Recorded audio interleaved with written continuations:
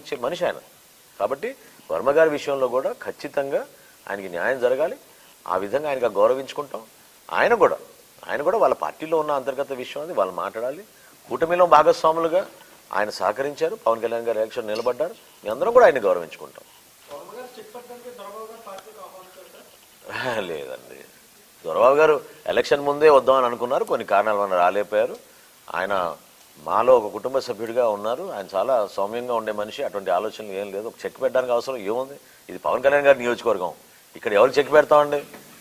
కంప్లీట్గా ఇది పిఠాపురం అనేది పవన్ కళ్యాణ్ గారి అడ్డా. అది ఇంకా దాని గురించి ఆలోచించి అవసరం లేదు. Thank you.